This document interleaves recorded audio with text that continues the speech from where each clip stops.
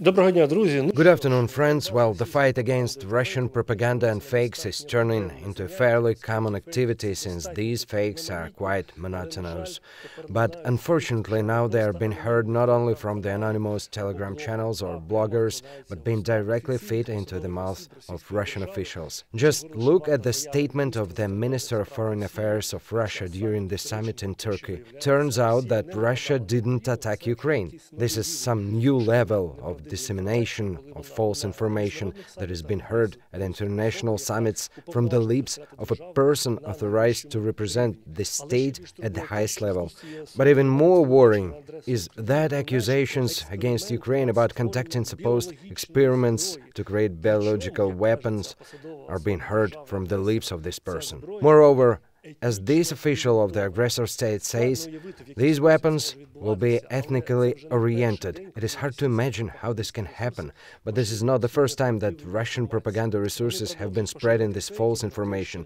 They continue to spread fakes that supposed American laboratories operate on the territory of Ukraine, which, just think about it, in 2022 should have been working on pathogens of birds, bats and reptiles, with further transition of studying the possibility of carrying African swine fever and anthrax. This information is false, of course. The only purpose of spreading it is to further escalate the situation around Ukraine and to distort the image of Ukraine as a state that suffers from an open aggressive war on the part of its neighbor. And we will repeat and repeat the refutation of this fake. There are no American laboratories on the territory of Ukraine. All existing laboratory facilities in Ukraine fulfill a single common goal: the indication and identification of pathogens of infectious diseases that have a significant epidemic potential and international significance, and are subject to the regulation of international health regulations.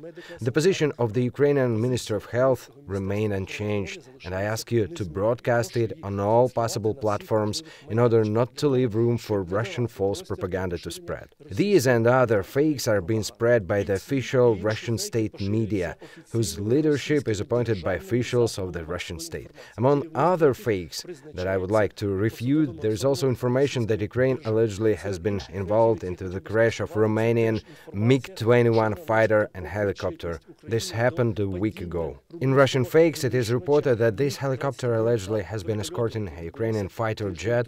Then another version appeared, that this helicopter was allegedly shot down by Ukrainian S-300 missile. But in fact, the official version of the Romanian state itself, voiced by the Speaker of the Romanian Minister of Foreign Affairs, sounds like this: any connection between the situation in Ukraine and the downing of the MiG-21 military aircraft and the helicopter around Constanța is excluded.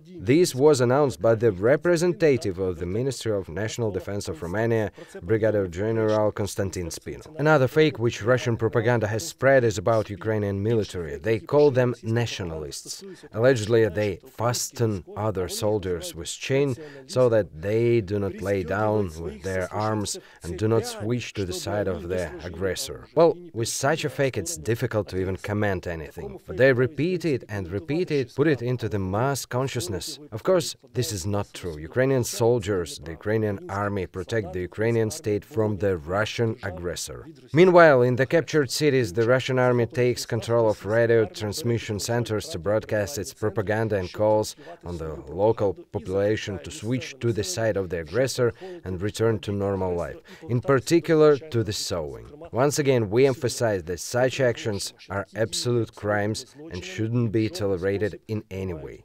Also, in the captured cities, they disseminate information about the alleged intention of the Naftogaz Ukraine to raise gas prices for the population, while referring to documents that have a mailing date of July 2021. Some of the information is fabricated by unknown people and is being circulated in local chat rooms and social media groups.